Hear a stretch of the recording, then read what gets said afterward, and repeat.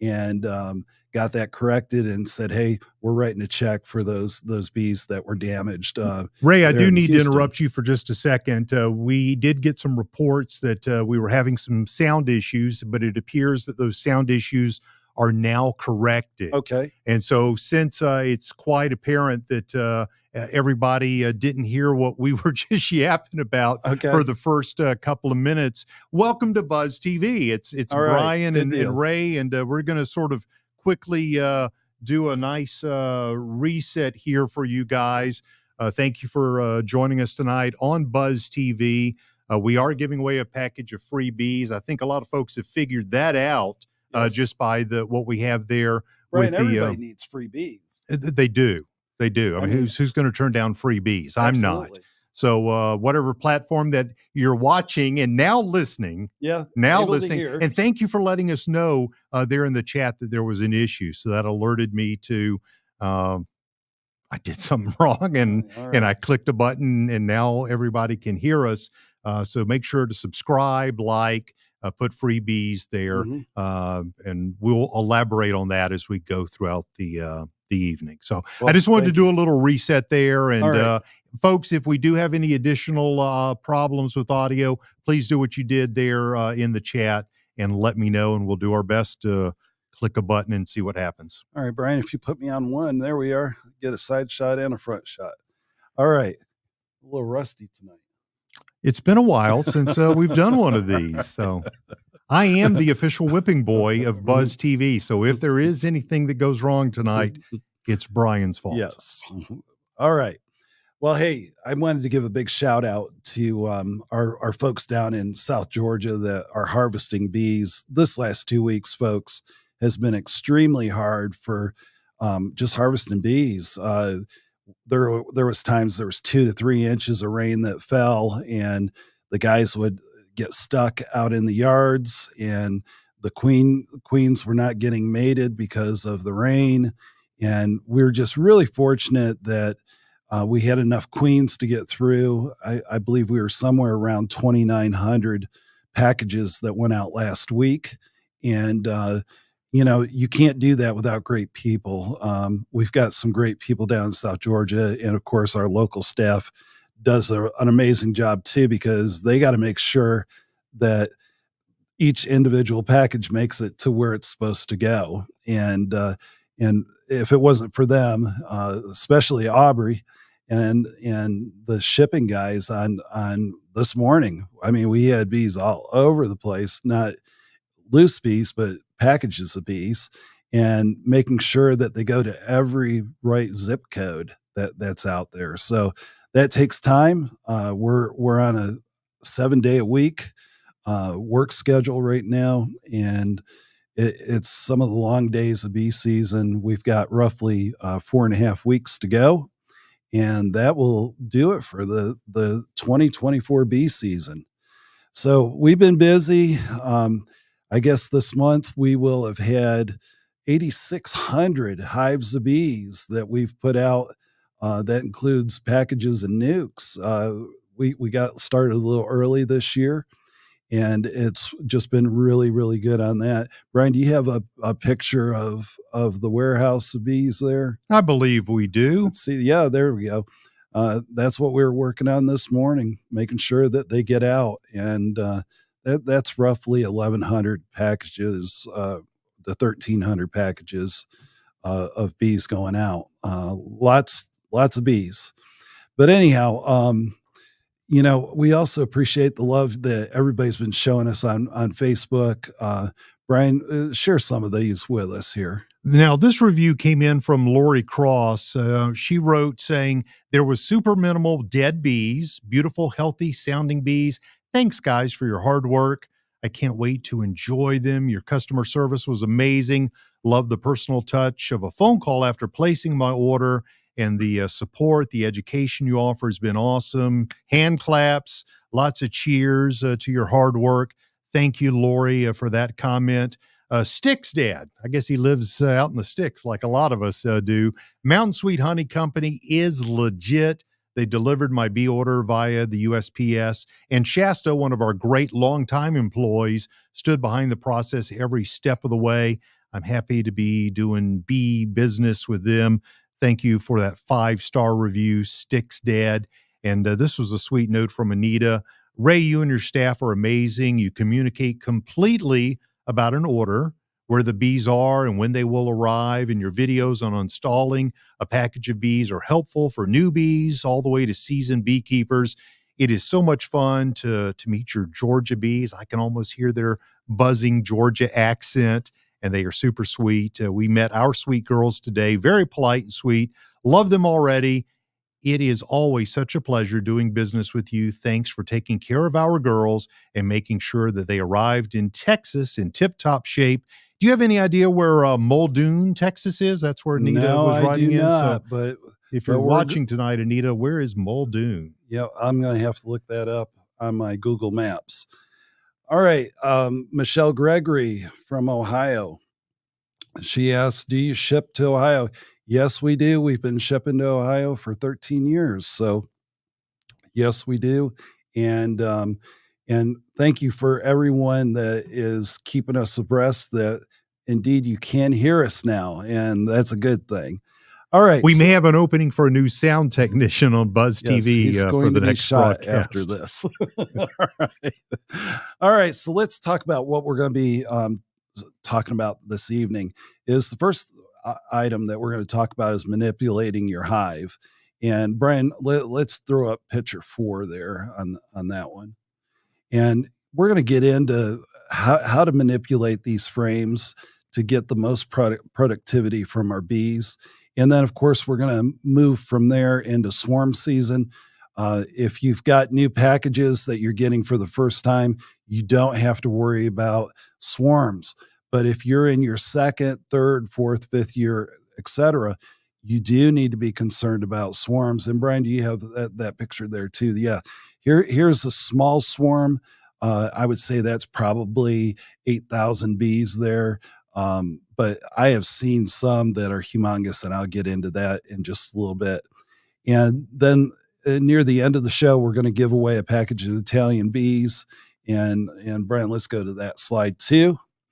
And then we want to hear from you. And it's just like Ingray Young, can we pick up some at the store? We do have some packages that are at the store. If you will call in the morning, we will hold those for the day for you. We can't hold those over into Saturday. So if you come, you got to come on Friday and pick up your extra packages of bees. All right. Now, questions. We want to see your questions. Throw them up on Facebook or on YouTube. And if we don't get to them tonight, we will get to them tomorrow when we get back into the office. And that is a guarantee for me on that. And do me a favor when making or asking a question, throw a little question mark symbol before you ask, or maybe just a Q, something that will alert me, because we have so many people obviously in the chat saying, yeah, I want my freebies. And we do want you to write freebies to be entered into the contest tonight. Certainly, if we can. Oh, I see somebody from Baton Rouge here. I've got family there. Ty Kent of Honeybees Shine. So hello to all of our friends there in Baton Rouge. Somebody did suggest, and I see where everybody indicates the sound is good, but if it is not, maybe just back out of the app and go back in. So of course, if you're not hearing me, you're not hearing me. You'll have to read somebody suggesting that in the chat, but it does appear that we've got that situation rectified. I want to thank Lynn Pondview. She says she's ordered 2 packages of bees and can't wait to have them get there. She's so excited. And that's some of the great work that we get to see from our side is getting those bees to you as beekeepers. There's a thrill that we enjoy seeing, especially when you come into our store to pick up your packages or your nukes. We get to see you firsthand, and I've seen 80-year-olds jumping up and down like a cheerleader, and I've seen every form of celebration on picking up the packages of bees. Now, Brian, let's just go real quickly to the Carousel special again, and then we'll jump into manipulating the hive. Okay, we do have 15% off the 8-frame as well as the 10-frame feeder. You'll see a QR code there that you can open up the camera app on your phone, point it. Usually it'll highlight the QR code in yellow and pop up a link that you can just simply touch. That takes you right to mountainsweethoney.com, right to the 8-frame. If you're looking at the screen right now, if I switch over to the 10-frame QR code, then it will take you to the 10-frame depending on what you need. Throw the code FEEDER15, all one word, FEEDER15, in the special coupon code section at checkout. It'll automatically take 15% off. And this is good right on through April the 3rd. So grab yours tonight, maybe mention it to a friend. I'm going to switch back real quick in case you wanted to grab the 8-frame feeder QR code. I'll give you a second to lock in there. And about to switch back to the 10-frame. And if it's easier just to go to mountainsweethoney.com and type in feeder or Ciracel feeder, then you can find it that way. So somebody was asking, Brian, I don't see a comment section under the video. Well, I'm not sure how to best navigate you through that. If you're watching on, well, you just in the comments tell us how you're watching. Yeah, I think I just fell for a scam. They just wrote in the comments that they don't see a place for the comments. You got me. You got me good. All right. So all right, that must be one of your minions there that we have. So well, Tracy Rucker, she writes here, Brian, that she received her bees today in perfect condition with a big old red heart after it. And folks, if you have different comments, just put your city and state. That would help us know exactly where you're at there. And Ray, somebody did suggest that maybe people are getting confused between comments and the chat. So because we are tonight on YouTube, Facebook, Instagram, wherever it is that you can leave a comment, even if it's called chat, that's where you can ask your questions and type in freebies for that opportunity to win. So just communicate with us on whatever is available on the platform that you're viewing. All right, so let's get to manipulating the hive. And Brian, let's see here. We're just running a little bit different here tonight. All right, this is a subject that has many chapters to it. So let's start from the beginning when it comes to manipulating the hive. Let's start with nukes, frame spacing versus low temperature. When you have your nuke that you get from us, you'll take it home. Now, here's the deal is you have 5 frames that are in that nuke. And if your temperatures are consistently going below 50 degrees anytime during the day, mostly that's going to be at night, you're going to keep all 5 of those right together and keep your empty or blank frames on the outside. That way you're able to keep that cluster of bees in the center of the hive where they can keep warm. So if you try to put new foundation and frames in between there and the temperatures are below 50, you'll have what's called chalk brood. And Brian, show picture 8, please. This is what it will look like. Not at the for day 1. This is like 3, 4, 5 days out. And you'll start seeing these being thrown out of the front of the hive.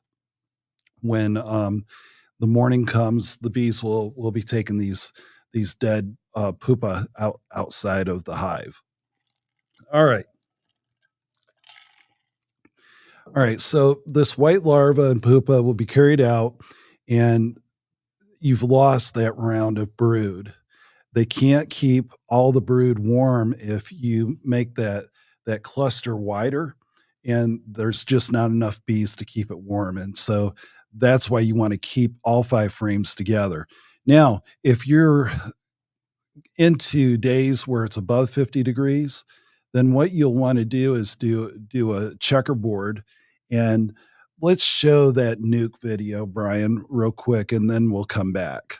Manipulation of the hives frames that we have here. So what I'm going to do is I'm going to go on ahead and get the outside empty frames. I'll put this one right here. And what I'm going to do next is get this one out of this side.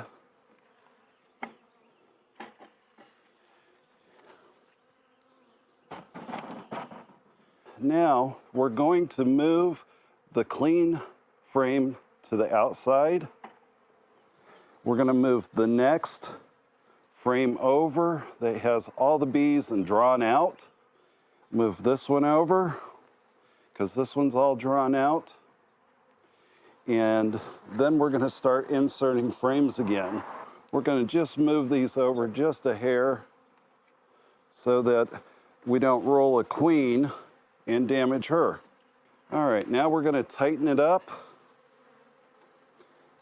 So now what you will see is we have clean, we have bees drawn out comb on this frame, clean, drawn out comb, and this one right here is where we're going to put our last frame in.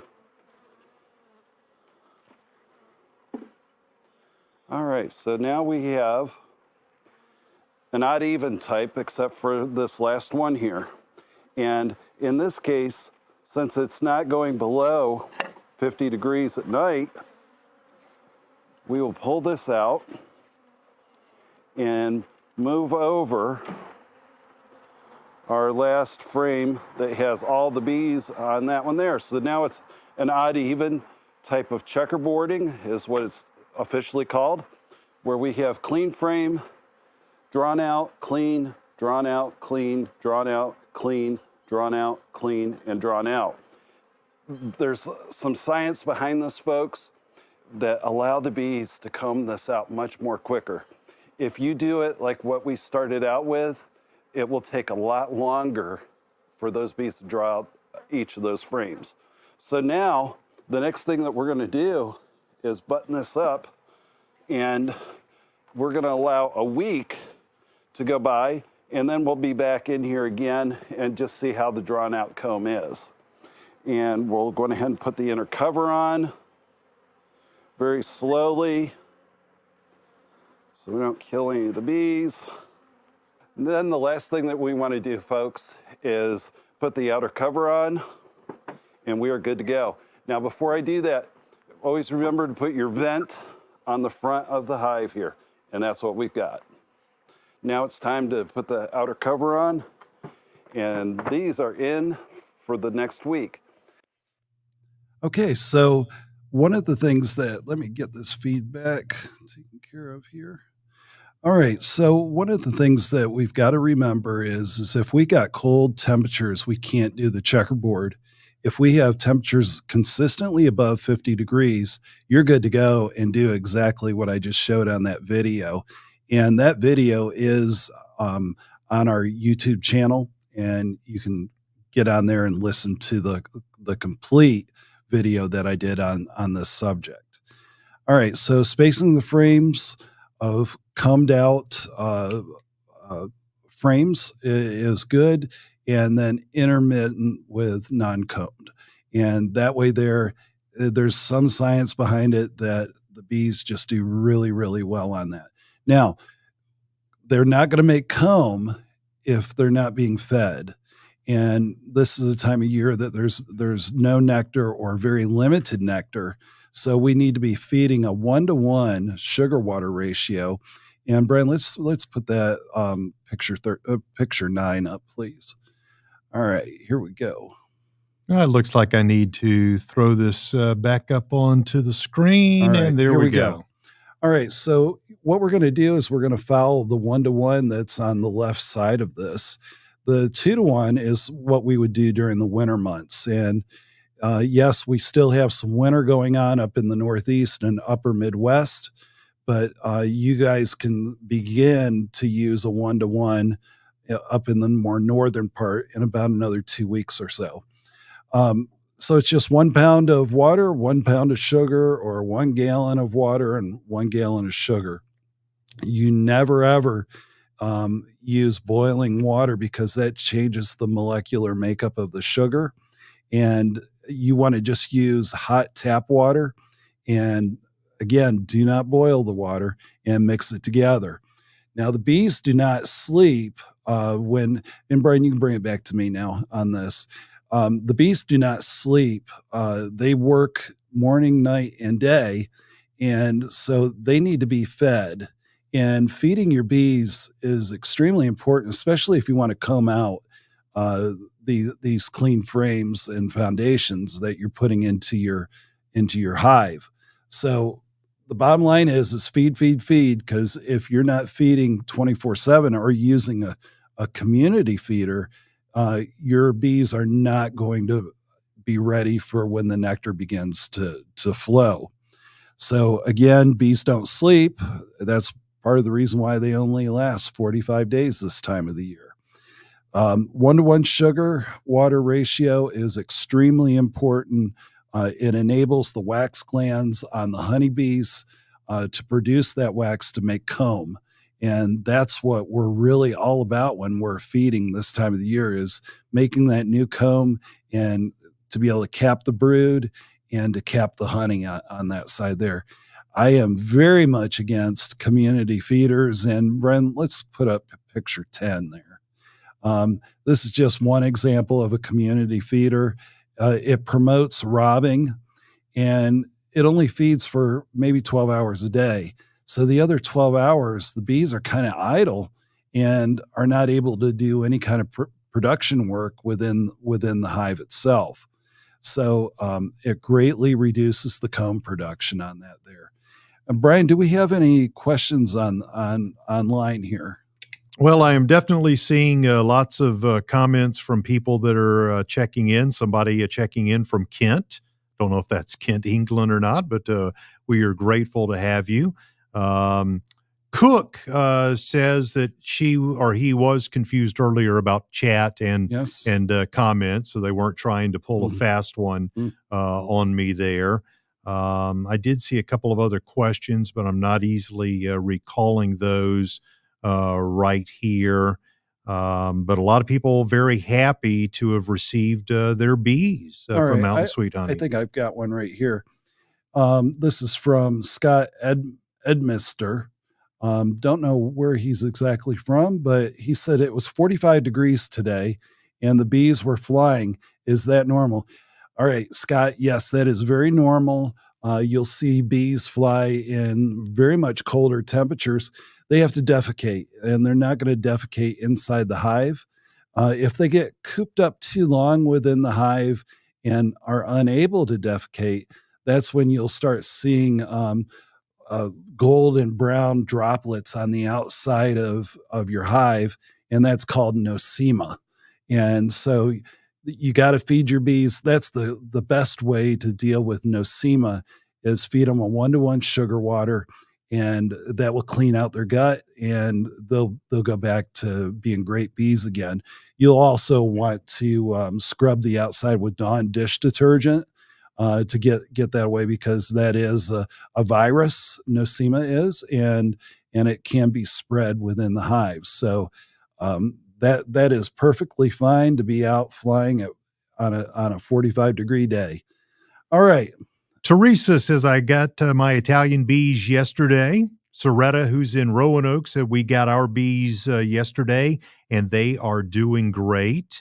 And there was one other comment that I wanted to share here from Sherman, Texas. My bees are absolutely beautiful and so gentle. And we did have a question about whether or not our queens are marked in the seasonal nukes. They wanted to know about queen marking. Okay, on our nukes, they are marked, but our grower that does the nukes, he just uses whatever pen is available. And that's how the queens are marked, if they are marked. We do sell them as unmarked queens, but occasionally there are some marked queens that do come through.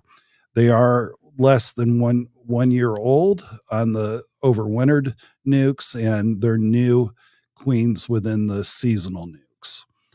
All right. Any other questions there, Brian, that you're able to see? Oh, let's see here. George says, just received a package of bees a week ago. Was wondering how long it takes for the queen to start laying on drawn foundations. Okay. That's a great question. And what I would say is that the queen, she's going to be released on day 3 once you put her into the hive. And then that's one of the great things about feeding your bees, the 1-to-1 sugar water, is they're going to be developing that comb. And by the time she gets out, she's going to start laying almost immediately. If it's a very, very young queen, it might take a day or two, and then she'll start getting bigger and bigger. You'll see that it's a small queen to start out with, but she begins to develop an eggs within her, and then she just starts getting really massive. But there's always a question: is if I have a small queen, are they just as good as a big queen? Because we're kind of led to believe bigger is better. Not necessarily. Some of the best queens that I've had are very small queens. They're just really good layers, and they were well mated.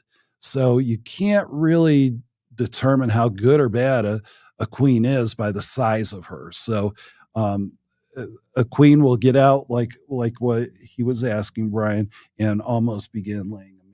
All right, that's good to know. Right. Steve, watching tonight in Florida, would love to know how much sugar water does an average hive consume? So taking into consideration that Steve is in Florida, how much sugar water do you think they consume? I would say anywhere from a pint to a quart a day. And that would depend on the size of the hive. If it's a robust hive, you're going to be looking at a quart a day. And mostly on average, though, it's a pint a day, because they're going to be foraging right now for mostly pollen. And because there's really not a whole lot of nectar sources out at this point.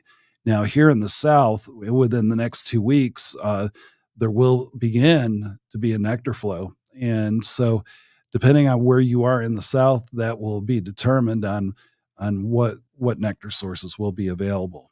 Laura, piggybacking on the question about the nukes being marked, was wondering about the package of bees. So when you receive a package of bees, what markings are there on the queen? Okay.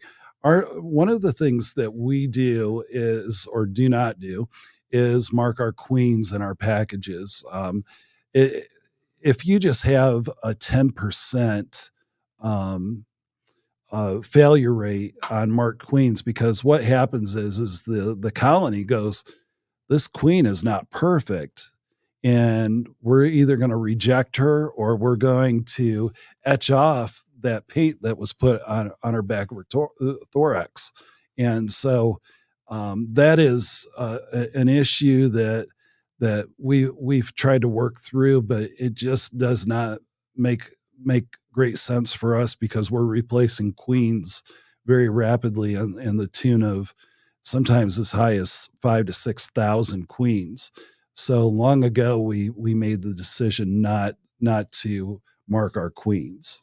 Dinah has a great question. Yep. I don't know if this is something you're going to tackle a little bit later, but she wants to know, if your bees swarm and you're unable to locate the queen, will the hive make a new queen? Okay, I'm going to get into that in this segment. All right, so stick with us. All right, so let's jump to picture 11 here. All right, there. Oh yeah, tell us a little bit about the feeders here, Brian. We have a 15% savings on both the 8-frame and the 10-frame Ciracel feeders. These are very heavy-duty feeders that go on the top of the frames. You can use the QR code that is located right there on the screen if you're interested in the 8-frame feeder. I'm going to switch over to the 10-frame feeder. I'm going to give you just another second to lock in that QR code. Hopefully you've got your phone out and you've pointed the camera at that code, and you're now off to mountainsweethoney.com, where you can type in feeder 15, all one word, there at checkout. And if you're interested in the 10-frame Ciracel feeder, there's the QR code to take advantage of that. This sale is going to go right on through April the 3rd. So we encourage you to pick up a couple or whatever amount that you need tonight, and then maybe let some friends know about the savings they can take advantage of there at Mountain Sweet Honey. All right, so let's move on to what is a swarm. A swarm is a very natural way that the colony subdivides. And part of the reason why they subdivide is they run out of room within that hollow of of a tree or within our own beehives that we have them in. Now, the issue is the old queen always leaves. And when she leaves, 60% of the colony goes with her. Now, I want to go to the telestrator here now at this point, Brian. All right. So let's just say that this hive is the one that is going to be the swarm. When this hive swarms, 60% is going to leave. Now, if you have other hives, this hive here and this hive here and this hive here will most also have worker bees that go with the old queen as she's swarming. And now you've brought roughly we'll just say 5,000 bees from the original hive. Now you get another 1,000 here and another 1,000 here and 1,000 here. Now you've got a very big swarm out here that's going. So when you start losing bees from these other hives, that's going to affect the honey production on those. So that's why I wanted to talk a little bit about this tonight, is that we not only lose the nectar production on the main hive, but also the ones beside it. And I have seen swarms that have been as long as I have, as long as I stand high, 6 foot plus, and a cone like this at the top that goes right down to a point, 6 feet down. And that one time that happened, I was able to make about 5 different hives out of that swarm. So if you can eliminate swarming, you're going to improve on your honey production, and you'll also get in front, is what I'm going to try to help you see tonight, is you'll get through this and be able to have more healthier hives by doing the following. All right, so when the new queen emerges, the old queen is gone, and that is let's go to picture 13, Brian. All right, these are the peanut looking. That's weird looking. It's a good the description peanut for it. shell looking cone there. Those are queen cells, Brian. So in this one here, we've got 1, 2, 3, 4, 5. They're always going to be at the bottom of the frame or on the sides, and so those are the queen cells that we're looking at there. Now, when one emerges, it will go over and go halfway up on the other queen cell and chew through it and kill that queen that's there, because only one queen can survive. And the colony has developed several cells here in the hope that one of these will emerge and that they'll be the new queen. The others are just are going to get taken out by the first queen that emerges on that there. Okay, so that first queen comes out, kills the other queens off, and then boom, back into mating, the mating flights. And this can be, several maybe 2 weeks of not producing any eggs within the hive. So you already have, when you have that loss of bees from the swarm, not only that, but now you're not going to have any eggs that have been laid during this time, and you're going to have a weaker colony. So making sure that when you're going in to do your hive inspection, you want to go in and strike queen cells. Let's go back to that slide time here. So I would do, if I was seeing this onto a frame, I would use my hive tool and just strike through those and know that I've got that swarm under control for that particular hive. Now, there's reasons why they have created these queen cells, And Brian, most of the time it is that there's not enough room within the hive for all the bees. So the colony is quite large, and they've got to grow. And the only way to grow is to split and do a swarm. So we have to be, as beekeepers, very diligent on what is happening within the hive itself. Let me throw in a quick question from Joe. It might be appropriate here. I'm not sure what he's talking about, but you're the expert. All right. Is a walkaway split the best way to mimic a bee swarm? Now, Joe is in Eastern Shore, Maryland, so I'm not familiar with that term, walkaway split. A walkaway split is a use of 5 frames, and what you have is 3 or 4 that have brood or some form of brood, from eggs to capped cells, and then you have 1 or 2 frames of honey and pollen, and that's typically something that you do as an overwintered. You can do it in the springtime, but the bottom line is they're pretty much self-sufficient with a walkaway. That's the reason why they're called a walkaway on that. And somebody else mentioned walkaway, so I think that might be a question that several people are glad you answered. All right. Okay, so when does swarm season begin? Swarm season begins almost the minute that the maple trees are the first trees to bloom in most of the U.S. here. They have pollen, and that pollen just really jump starts the queen, and the queen is producing more and more eggs on a daily basis, and that is the first shot off the bow to us as beekeepers to go on ahead and add another super to the hive itself. And Brian, I don't know if you can go back to that one slide of keep one more.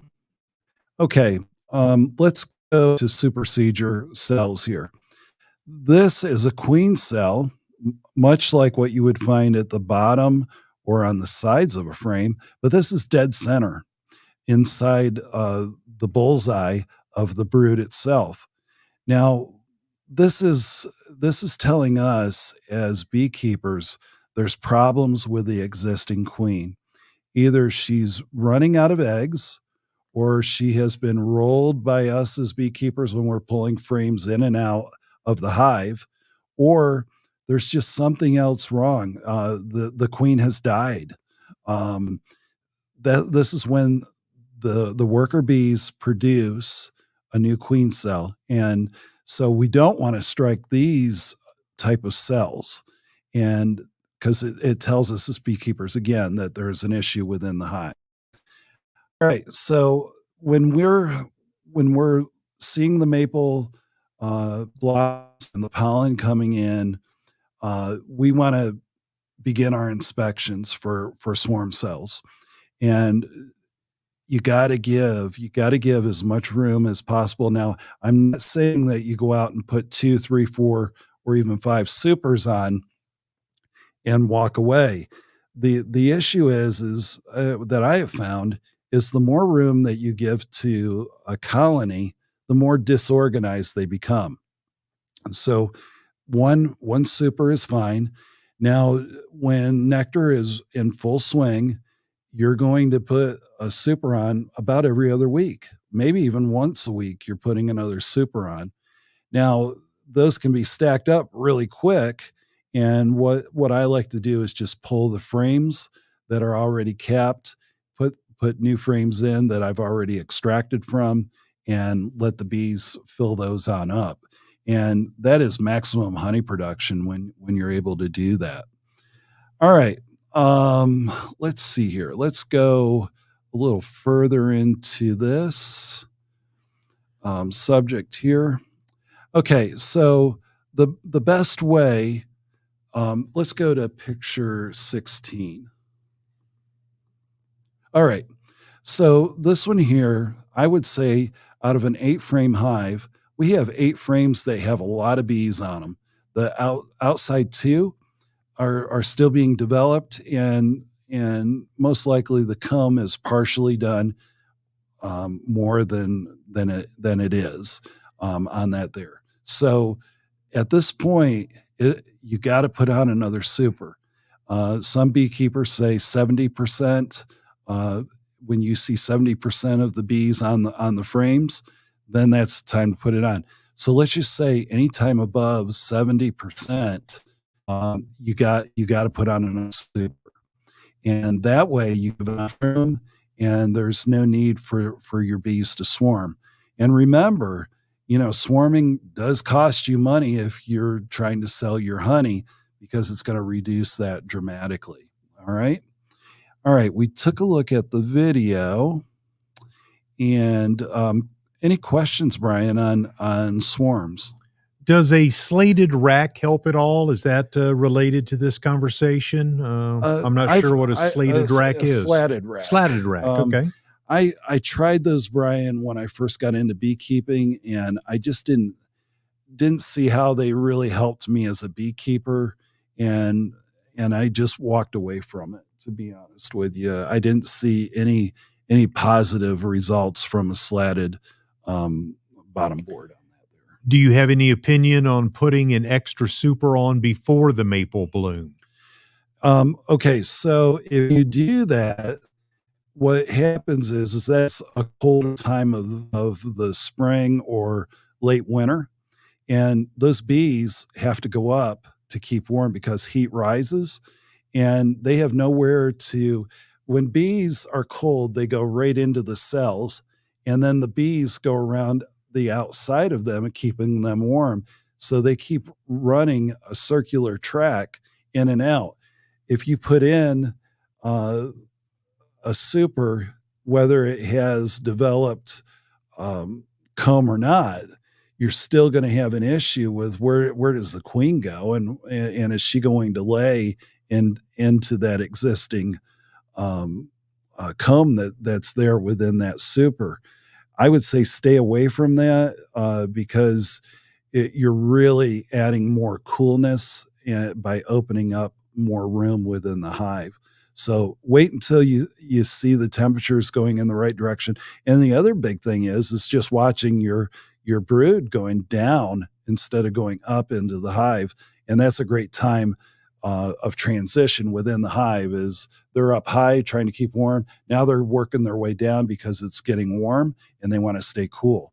So that is my suggestion on that, is don't get too in front of the nectar, because you got to have pollen before the nectar is going to come out. I have to ask Sean's question here, because I want to know, peanut butter is my favorite source of protein. He wants to know, can you use that as a protein supplement in place of bee pollen patties? I've never heard anybody using peanut butter as a protein for the bees. I have not either. Okay, so if anybody in the chat wants to pop in and share your experiences, we'd love to learn from you, and we appreciate the community just sort of helping one another out. Remember, just a handful of minutes left to get freebies typed in there. I hope you will get that typed into the chat, the comments.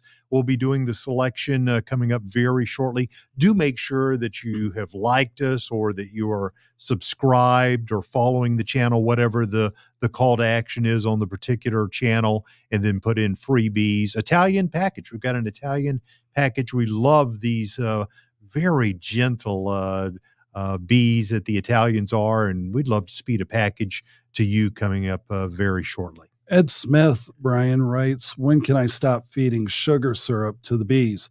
That's a great question. What I typically say is and I'm going to feed right up to when I know the nectar is going, because either I want to have one full super of sugar water honey, or I want a combination of true honey, sugar water honey for the bees for the following winter. And then once I have that, then I'm going to back off from feeding the sugar water to the bees. So that's what I would say on that, Ed. I hope that answers your question there. How long does it take to typically take the bees to draw out a frame of comb? And I would say, if you're feeding a 1-to-1 sugar water to your bees, you're probably looking at 3 to 5 days. Now, if you have a robust colony that you're doing, you can do multiple ones and see like 3 done in a week, 3 frames. So this comes into play too when you're starting to cycle out your old frames and foundation. You want to do that at this time of the year, not when the nectar flow is going on that there. Ray, I'm sure the answer to this question is, well, it depends, but I have noticed several asking, once bees are shipped, how many days until delivery? So is there a ballpark answer for that? Packages that we sell have a feeder can in those, and those feeder cans are good for 7 to 8 days of feeding the bees from when they're put in to when they're delivered. And our delivery zone that we have is roughly 5 days max through the Postal Service. So there should always be enough sugar water there for the bees. And so I hope that answers that question there. I love Steve's comment that I have Mountain Sweet Honey's Italian bees, and you could almost bring them into the house. They are so calm. Great bees. I don't recommend that, bringing them into the house, especially if you want to stay married, but it is nice to hear a good report about Mountain Sweet Honey bees. All right, so let's go on. All right, so when we're talking about swarms, we're also talking about preventing swarms.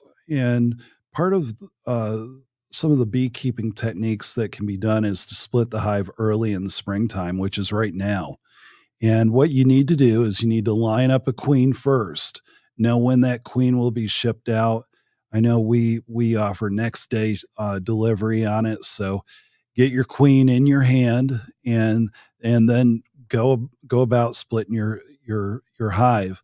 Now, what I would typically say is if you have just one other hive, you would take four frames out of that, put in some other frames in place of the ones that you take from the first hive, and then take 3 or 4 frames from the next hive, and then you're ready to really have a good strong split of that new hive, and you would put the new queen into the new hive. Now, before you do that, you want to lightly smoke each frame of brood, so that will erase the queen pheromone. All right. Let's go to there. There we go. This will allow the cleaning of the pheromone from the bees there. The smoke does a really good job. You don't have to over smoke it. I give it a puff or two and just move the frame with the bees. Don't shake the bees off. You want those to go into the new hive there. So you're going to have brood, and you're going to have a lot of the nurse bees that are going to be on those frames there too. And I would want to see a honey frame and a pollen frame in there with the bees. And once I get those in there, put the queen in the cage. Do not put the queen out of the cage because they got to get used to her pheromone. And I would seal up that hive with some kind of screen so that there can be some ventilation going in. And I would leave it in there for 2 days. And then once the 2 days is up, go on ahead and take the screen off, and you're good to go with that new split there. And Gary's wondering, in this process, at what point does the queen excluder come back into play? Yeah, that's a good question. First of all, you got to replace the super of sugar water honey, or thereof a blend of natural honey and sugar water honey for that overwintered. All right, you got to get that into place first, and then you'll put in the queen excluder once you go to put on that second super for the honey. And that's when you would put it there. Now, if you really want to have your queen have a really big production for more workers that will be collecting during the nectar season, is you would just allow 2 supers above the deep and then put your queen excluder on. And that way she has a lot of room to lay, and all above is yours for the honey season on that there. Okay. I would say that would probably be somewhere here in the South, probably the middle of April. And as you get up north, you'd be looking at more like May the 1st. Now, my big timeline for here in the South is May 1st. You don't do any more splits. You don't do anything that would take away the productivity of the hive. And so do your splits and everything before May the 1st. And they'll be able to recover and be ready for the winter season to come, because that's going to be the biggie on a split. All right. Let's see here.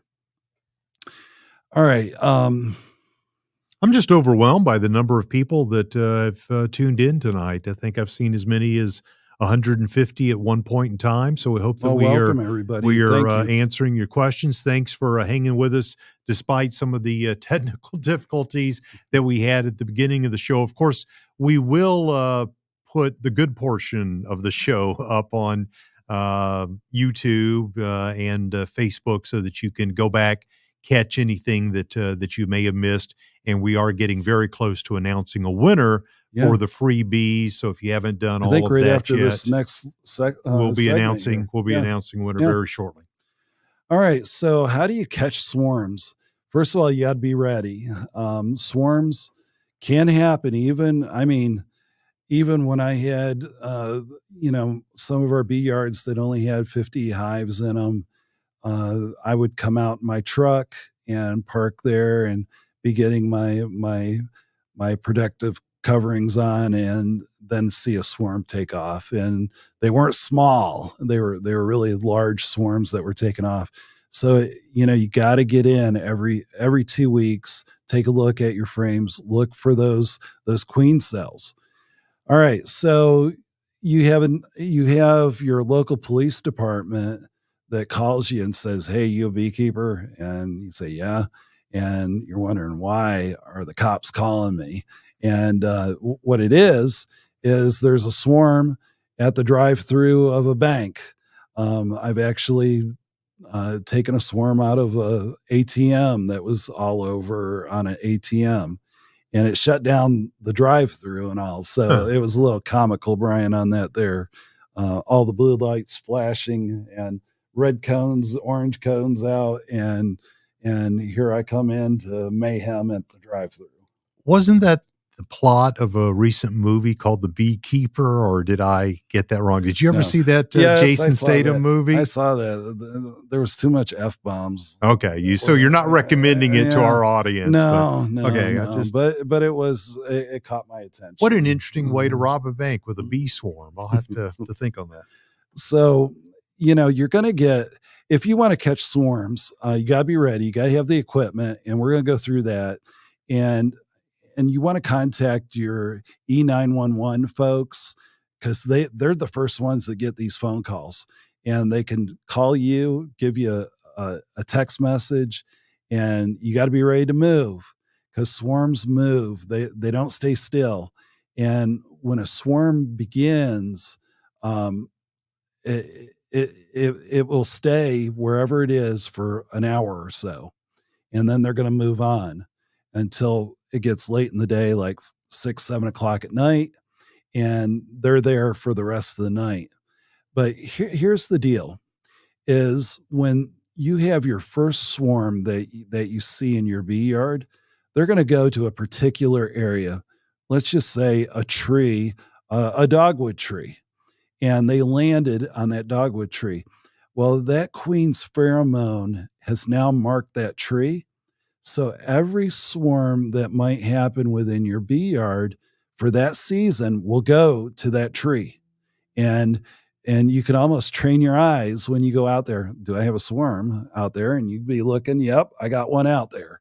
And sometimes it's really difficult, because you got to go on a business trip, or you got to go visit grandma in Baton Rouge. Mm-hmm. And you're not able to do those inspections, and you get back and you see these swarms. So they do happen even to the best of us. And just be on the lookout, because once that tree limb's marked, they're going to keep going back and back, the future swarms that come through there. And you never know where a swarm might pop up. Otis was reminding us that at the Indian Wells tennis tournament last weekend, they had to stop play and bring in a bee whisperer to deal with a swarm that happened there during the tennis tournament. Yeah, so I remember that. You just never know. All right. Well, you're right, Brian. We are blowing it up on comments on Facebook. How about YouTube? We are seeing a lot of comments, a lot of interaction. Let's see if we've got anything interesting here. One person suggested contacting a local tree company and giving them your information, because that would provide a great opportunity to maybe go and catch some swarms. So I sort of police department, sheriff's department, E911 are your top ones. Also, your local hardware stores. If you want to put up a little sign at your hardware store, first of all, they'll probably buy honey from you at the hardware store, because that's one of the biggest places that you can sell honey, is at a hardware store. So anyhow, just some leads there on that. Now let's go into how you catch a swarm.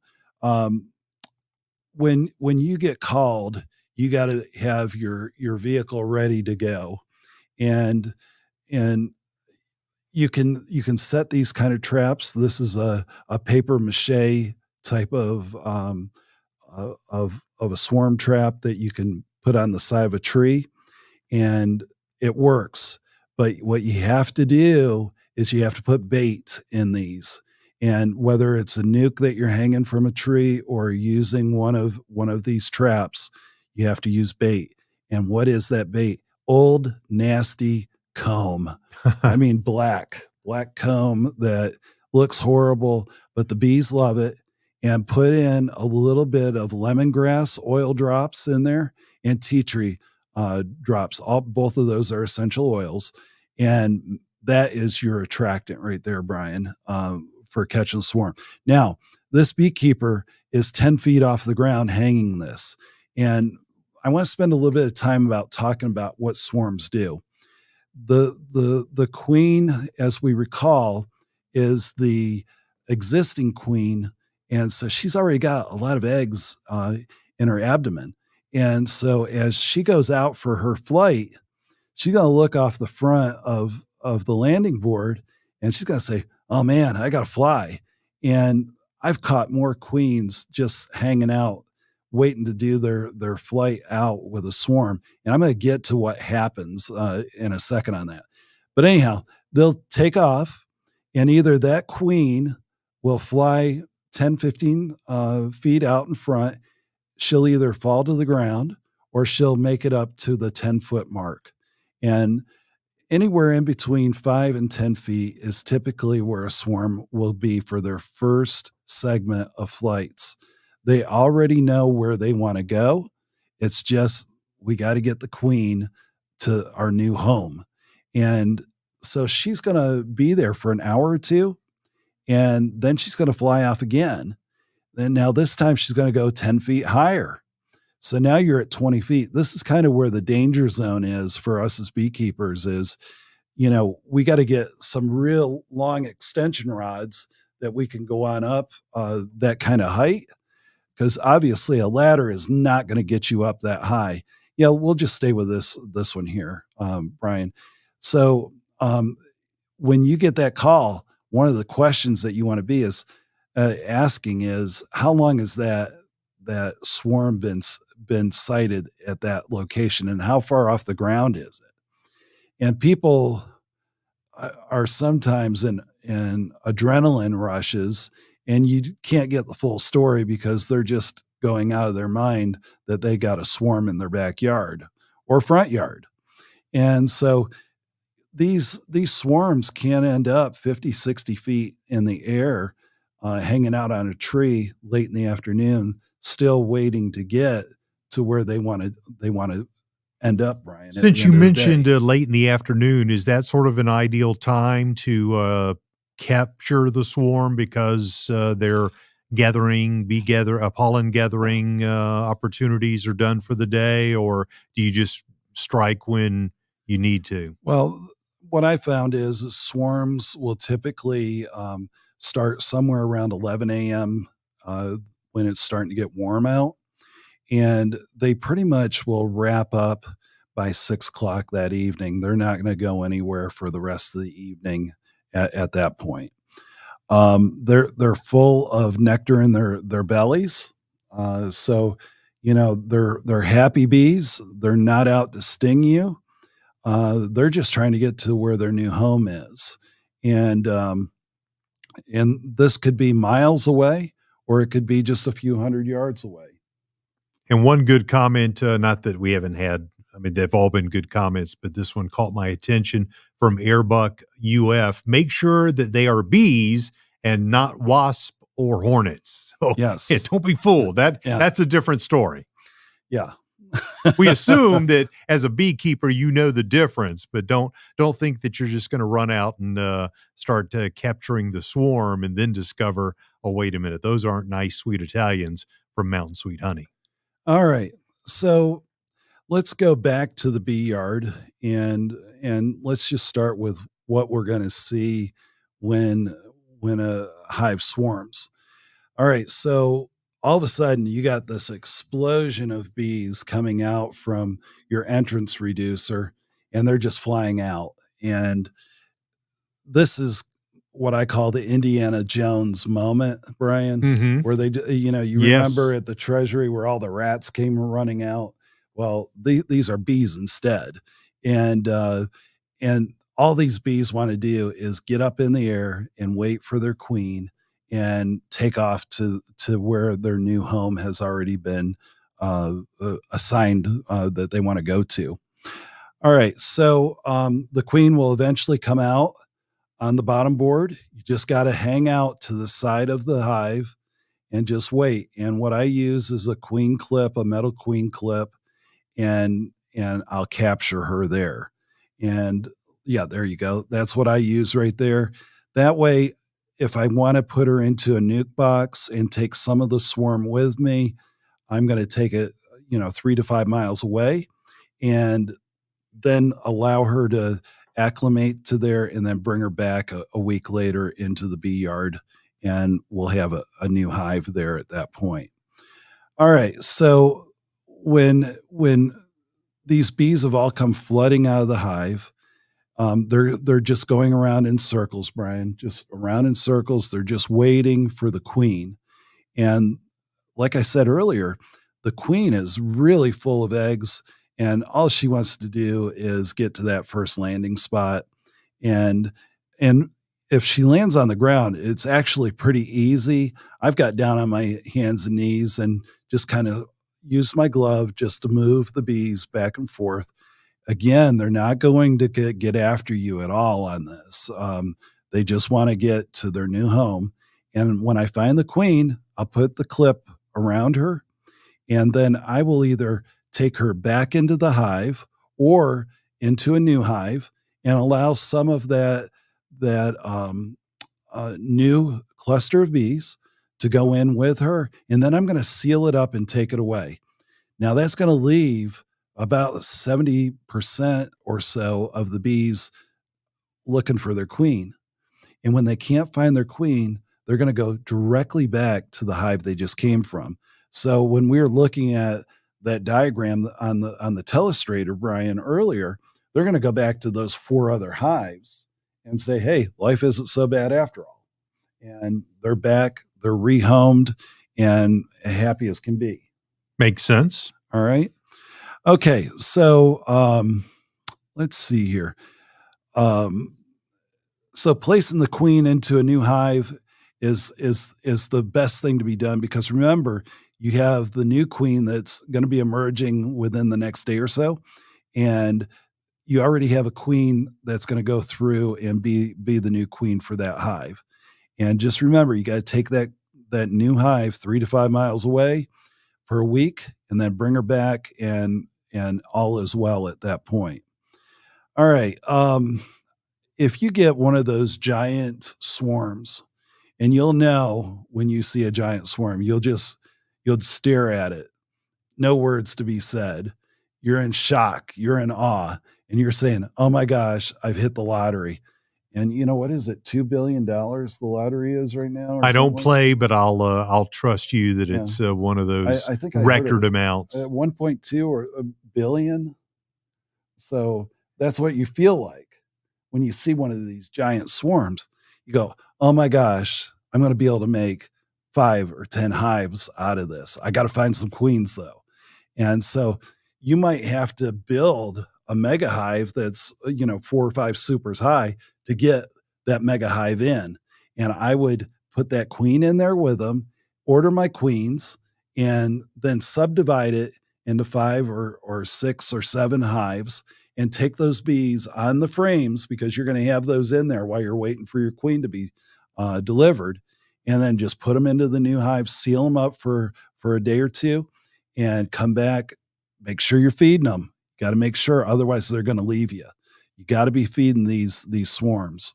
And now you've just went from 2 or 3 hives now to 8 or 10 hives, Brian. So you can really, really expand your apiary if you hit the mega jackpot on this here. All right, now let's look at. Okay, so let's go to slide 20. All right, let's go back one. Okay, this one beekeeper on the left has a limb lopper. And what this is it's just a big shear that will cut that branch. And the second beekeeper can take that down and just shake it very quickly into a nuke box or into a hive. And then as long as the queen's in there with them, they're going to be happy and they're going to want to stay right around that queen. The other thing that you're going to need, let's go to the next slide here, Brian, is a ladder. 10-foot ladder is a must if you're going to do this. If you see too in this beekeeper's left arm, there's an aluminum pole with a bucket on it. And what this beekeeper is doing is she'll be able to get up on a 10-foot ladder and then use a 15-foot pole with this bucket. And if she puts that bucket, go back a slide here. If you were to put a bucket up underneath this swarm and just hit it really quick and hard, they'll all fall right into the bucket, and she'll lower the bucket down and just dump them into their new home. So that you'll need a limb lopper, a pole with a bucket attached to it, and a ladder at a very bare minimum on getting a swarm. Those are the 3 things that you got to have. And of course, some protective clothing too is an absolute on this too. All right. So we've talked about how you get them out of a tree there. Brian, let's go on ahead and let's name the winner of our bee package for tonight. Okay, just a few moments ago, while Ray was doing this excellent explanation, I went ahead and randomly drew Dinah McLeod. Dinah McLeod. Congratulations. It's one of my favorite TV shows many years ago. Remember McLeod or McLeod's Daughters? Very short-lived I do not. show. You don't, but you remember McLeod, right? You know, a little bit. Or a little bit. Okay. Yeah. So Dinah McLeod, we will get in touch with you if you don't hear from us in a reasonable period of time. Or did you want to make some comments on how we're going to communicate? If you will call us tomorrow morning at 706-886-1322 and talk with Nikki. And Nikki will ask you for a copy of your driver's license to make sure that you are who you are. And then we'll get a date set up to ship those bees out to you free of charge. And that's no shipping, no cost on the bees. That's a thank you from Mountain Sweet Honey just for tuning in tonight. All right, Brian, let's see here. I don't know if I've got anything else except just to say, feed your bees. If you got a swarm, you got to feed them or they'll take off again. All right. Any other questions that you see, Brian? Just that I wanted to make the comment that if we did not get to your question, we will have somebody from our staff. Our staff are trained beekeepers. They're going to go through the comments, the chat. We were a little short staffed tonight with some of the people that are regularly here to answer questions in real time. So just be aware that that we do plan on catching up as much as we can. Yeah, we're just trying to give everybody some time off this evening, folks. We were working. They're working very hard. Worked late last night and in early this morning at 7 a.m. to start loading the trucks up. I do have Ed Goodrow. He says, which is better, internal sugar water feeders or ones that are on the outside entrance? Ed, I'm going to say I would go either way with that, because either way, the bees get fed 24/7. The good thing about having a Boardman feeder that's an external feeder is you can see as a beekeeper if you need to add sugar water. If not, you got to put a reminder on your phone or on the calendar that says, hey, I got to feed my bees today or a week from now. And so either way, there's no preferred way on it. It's all on you as beekeepers. You'll be able to put more feed on an internal feeder than an external. The Ceracells, I believe they have 2 gallons of sugar water versus a quart that you would have on a Boardman feeder. And a quick reminder on those Ceracell feeders, 15% off, yes. Feeder 15, the code to use, feeder 15% off right on through April the 3rd. And if you miss some of those QR codes, you can catch the replay or just go to mountainsweethoney.com, type in feeder, Ceracell feeder, find the Ceracell, put in feeder 15 to save 15%. We've got a question here, Brian, from Aaron LaRoque. If I had a full super that sat in a 55-degree house all winter, will I be able to extract the honey once it warms up? And will it be crystallized? All right. So, Aaron, there's a couple things here. Is the honey will be absolutely fine to eat. What I would do is I would heat the room up. You can do this with a heater source. Get it up to 90 degrees, and that 90 degrees will really get the flow of the honey coming out of the comb and make it much more easier for you. Because if you try to do this in 70 or 80 degree weather, it just is not going to extract out on that there. Steve chiming in on the Ceracell feeders says they are gold. So he's giving it 2 thumbs up. We obviously are a big believer in those Ceracell products as well. Thank you, Steve, for that testimonial. Carroll, thank you for your very beautiful comment. Repeat customer for 3 years, never had an issue here in Virginia. Thank you, Carol, Marcia, again for your business over the last 3 years here. While you're looking for some additional comments, I do want to encourage people to leave us 5-star reviews there on Google. Google reviews, sort of the lifeblood of any business. If you've ever had an issue with us that needs to be resolved, you'd like to give us a 5-star review, but maybe you're thinking, it was only 4-star service, get in touch with us. Give us the opportunity to correct whatever the situation is. But it does us a huge solid when you give one of those well-worded 5-star reviews there on Google Reviews. That social proofing just gives others the confidence to purchase from Mountain Sweet Honey. And if you've been like the gentleman you mentioned a moment ago who's been buying for 3 years, that's just another way to help us out and just to help Buzz TV continue to be here and Mountain Sweet Honey be here for the long haul. I have Marcia Carroll here. She goes, do you guys requeen after 2 years or 3 years? And, what I do on this, Marcia, is I don't force the requeening. I wait until I see elements that show that the queen is starting to lose her ability of laying eggs. And that would be more of non-bullet target area on the frame, where there's several missed areas where she failed to lay an egg. that would be one indicator right there that she's beginning to fail. And that's when I would start looking at requeening. I know a lot of us fall in love with our queens because they do so well. And the last thing my favorite one was hive number 13. And I'll never forget hive 13. She always produced every year, anywhere from 5 to 20 gallons of honey. And I mean, just a really hardworking queen. And I started seeing some elements that she was beginning to slip. And I said, no, there is no way that I'm going to replace queen number 13. And I refused and refused. And finally she failed and she died.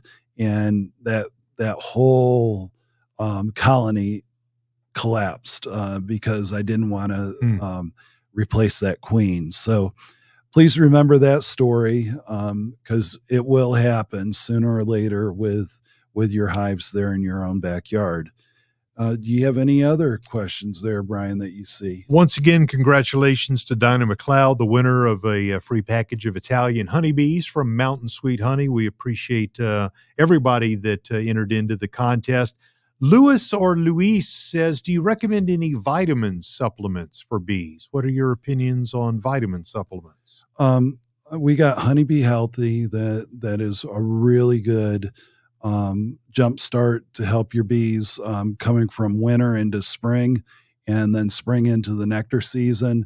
It really gets the queen laying and just strengthens your colony on that there. Dana Dean, I like those Carolina blue boxes. Same as mine. Go Heels. All right. I hear you, Dana. I do like your basketball team, but I'll just leave it at that. All right. Well, Brian, yes. I think the NCAA basketball tournament is calling us and we better answer. Yeah. March Madness time. Yep. And I think you and I are both UNC fans. Well, for this tournament. Yeah. Georgia Bulldog fans for the NIT, but that's the NIT. So. Well, folks, thanks for joining us this evening, and we'll be back next month, and we've got some great things planned for late summer into fall. So stay tuned and have a good evening. Thank you for watching.